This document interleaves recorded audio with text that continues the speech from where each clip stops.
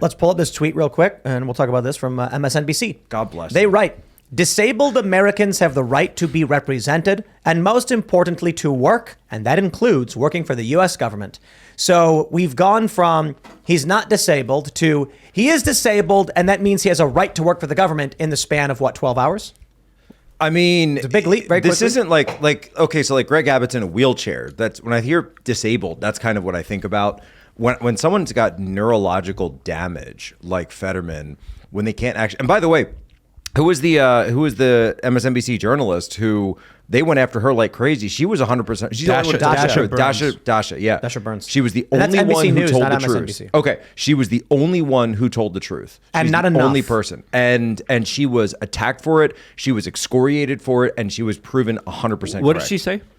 She said that this guy can't hold a conversation without the use of these computer apparatuses. I want to tell you, it is not an auditory issue. They're lying.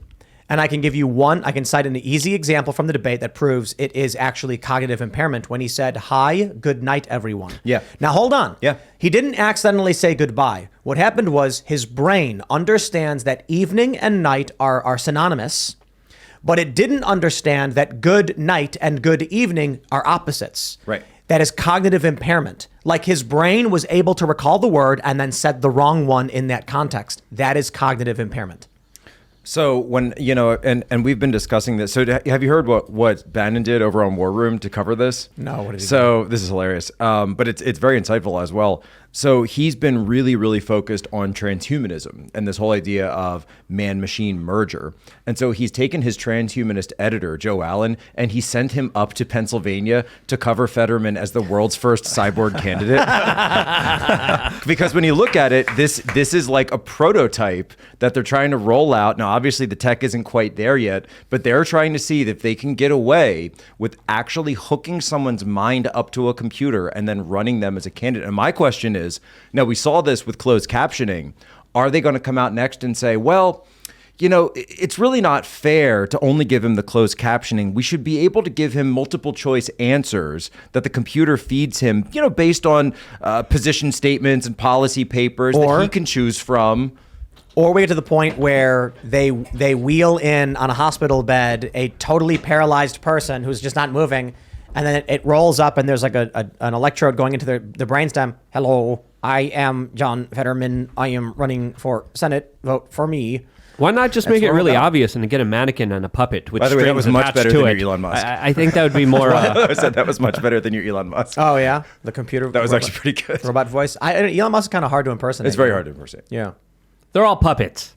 Well, I mean, in this case, right, this is why the regime wants people like Fetterman, like Joe Biden, because they don't want someone up there who's actually asking questions. They don't want someone up there who's got, like look at Blake Masters, right? You put Blake Masters in a room, that guy's going to be asking questions. He's going to say, how does this work? Where does the money come from? All this. Fetterman's going to say, Green, yes.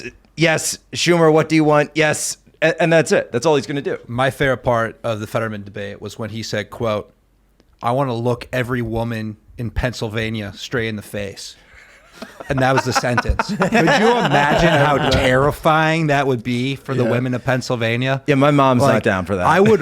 If, definitely. I'm running the honest campaign. I'm running that quote just over Fetterman's face, over and over again. How about when he just 30 randomly seconds? yelled out Doug Mastriano? You're all Doug Mastriano! But yeah, he did. But my favorite quote from the night was when asked about whether he supported fracking or not. He said, I support fracking and I don't, and I support fracking and I support fracking. So here's my analysis. This is my analysis. So wait, on no, that. hold on. He said, I support fracking. Okay, that's it. That's positive. And I don't.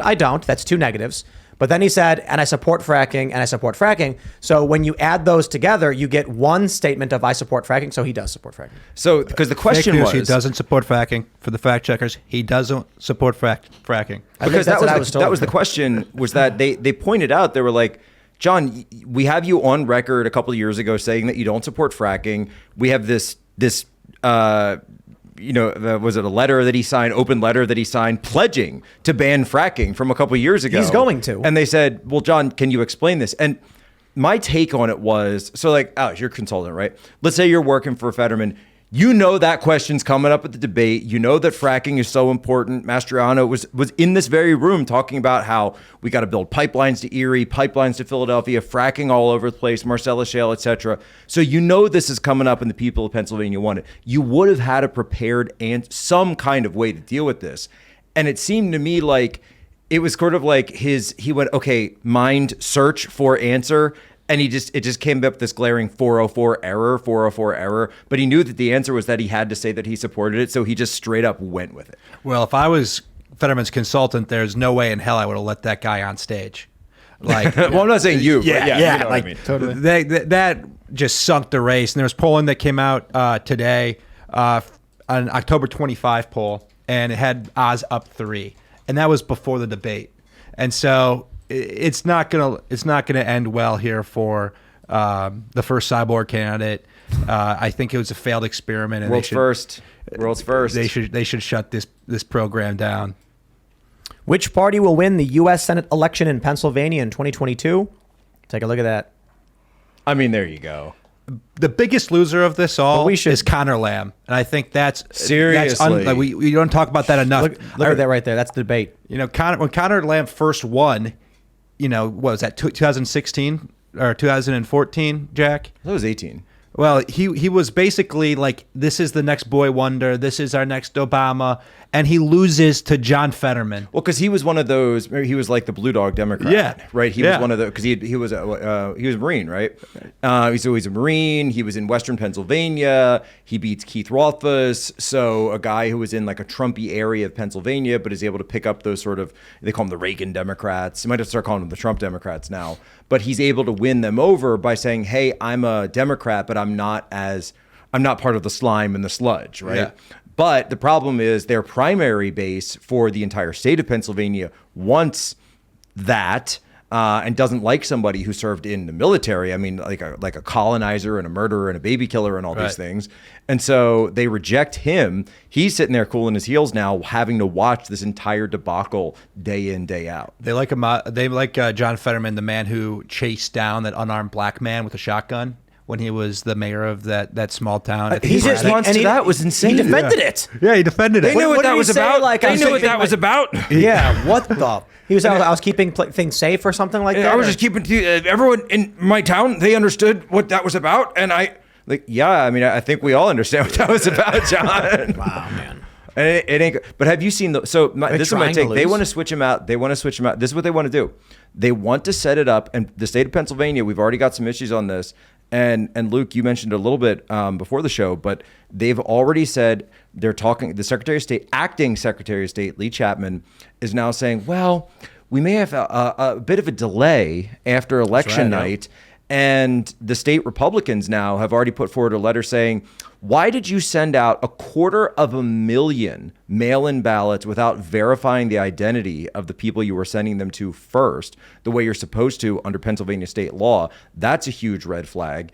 And now you're in a situation where if Shapiro wins and Fetterman wins, I guarantee you, will not serve a day in the Senate.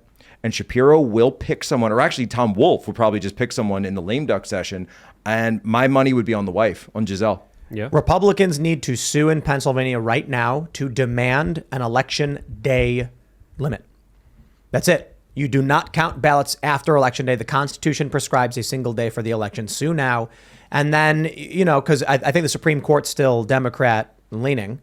In Pennsylvania. In Pennsylvania. Yeah. If it gets rejected, you can cite that and appeal and be like, hey, we started this fight before the election. Keeping with that, the United States Supreme Court has a ruling out on Pennsylvania when it comes to this, because Pennsylvania was saying, hey, we'll accept your ballots even if they're undated, whereas everyone knows, no, that's not how that works. It has to be signed, has to be dated, correct mailing address, verified identity, all of it. That's Pennsylvania state law.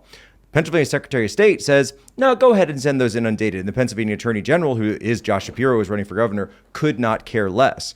And so they've come out at the state of Pennsylvania level saying, We don't care what the United States Supreme Court says. We'll accept the ballots either way. And here's the problem. Once you separate that ballot from the secrecy envelope, once you separate it from the outer envelope and put that ballot in, there's no identifying information on it. It's going to go right in with all the other ballots. You know what I just realized about Fetterman's cognitive impairment is that it works out really, really well if you think about it.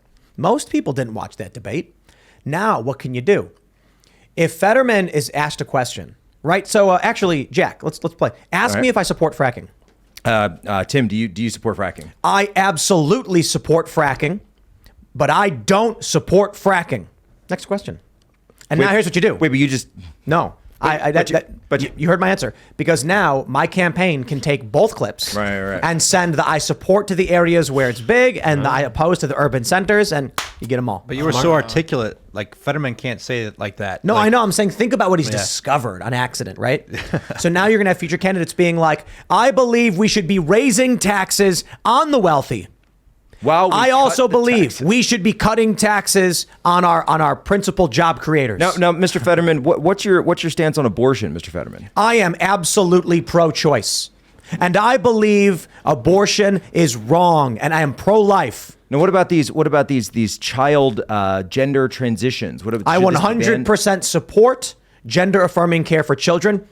And I believe the state should not allow doctors to perform child sex change Final surgery. question. Second Amendment, Mr. Lieutenant Governor. I support the Second Amendment rights of all of the people in this state, in this country. And I think we need swift gun control and gun reform to prevent violent offenders and people who should not have guns from having them, which means a ban on large capacity magazines and assault weapons. And then you just clip whatever you need for Bingo! the social media audience that you want to micro-target. You can feel free to use that one for in the future politicians. You know, I may have been, I may be hitting gold here, right? I kind of feel like they're already doing that. Fetterman gets the credit. Fetterman. Well, I mean, with Hillary Clinton putting on the fake accent and AOC doing it. Yeah, that's what politicians do anyway. They tell you what people want to hear. They lie. They make promises they can't keep. They say, yeah, I support this if enough people want it. And then when they get into office, they go to all the lobbyists. They go to all the multinational corporations and bankers, and they're like, just tell me what to do. They're like, okay. And they carry out those orders, screwing you over. Yeah, that Second Amendment impression you just did sounded just like John Cornyn, senator from Texas. Is that what he did? Oh, my gosh. The great state of Texas. They love their guns. They're so proud of their great 2A. Well, up until this last convention. And then you have a guy named John Cornyn who gets elected, says, I'm going to defend your 2A. And then you have the Republican senator from Texas that's tapped by Mitch McConnell to negotiate with the Democrats a bill to take away the Second Amendment rights of the American citizens. He got booed off the stage. Now, if I was off the stage of his own convention. If I was running and I was on a debate stage, ask me if I support the Second Amendment. Wait, are you Tim or are you Fetterman? I'm me. Tim, do you support the Second Amendment? I do. And if elected, I will work to repeal all gun control laws, as all of them are unconstitutional. That includes the NFA. Booyakasha. And I want to make sure everyone here is fully aware that I believe the Second Amendment protects your right to keep nuclear weapons and biological weapons as well. Next question. Shall not Max be infringed. check. The Wuhan Doctrine. I'm dead serious. You want to amend the Constitution, by all means, amend the Constitution. There's a process for it. I get your point. But the right to keep and bear arms included cannons and warships. Right. And still does. This is when I said this, and like all the lefties got really mad. They were like, "Tim wants people to have cannons nukes." are not illegal. They're not illegal, but not only that, it is private companies that have all of these weapons anyway. It is private firms that are funding bioweapons. It is private companies that are making nukes and other bombs. It's not like it's just the government that has nukes. These people don't understand what's going on. Yeah, the U.S. government went to Eco Health Alliance, and they're like, please give us your notes about what you were doing at the Wuhan Institute right before the coronavirus outbreak. And Eco Health Alliance said, screw you. We're a private entity. We can do what we want. We're not giving you those notes. And they didn't. Boom. So who do you think makes the nuclear weapons? It's like, do people think that the government right now has like an arms division of scientists that are and a manufacturing base that's making nuclear weapons? Or the bioweapons, or the artificial intelligence Hunter weapons, Biden. or the latest next technology that we don't even know about that could wipe out humanity. But in a pragmatic sense, when you're looking at some of these companies, If this were Russia or China, we would automatically define these companies as extensions of the government. Right. And so when it comes to the United States, we play this game that, oh, these are private entities. Even if look at a company like Boeing, right? This is a company where by and large, it's obviously an extension of the US government. When you look at some of the way that even big tech, the way that a lot of big tech works, because they've been given so many deals, because they clearly work with government at a very high level, which we've seen in lawsuit after lawsuit, that it's kind of silly for us to say, oh, these are completely separate from government when they obviously have so much connective tissue. Thanks for checking out this segment from the Timcast IRL podcast. But if you want to check out the full show live, tune in Monday through Friday at 8 p.m. And if you want more special access content, head over to timcast.com and become a member. Your membership helps sustain this company, keep our journalists employed, makes this show happen, and you will get access to exclusive members-only segments of the Timcast IRL podcast, and there's a massive library to check out. So again, go to timcast.com or tune in Monday through Friday at 8 p.m., and we'll see you all there.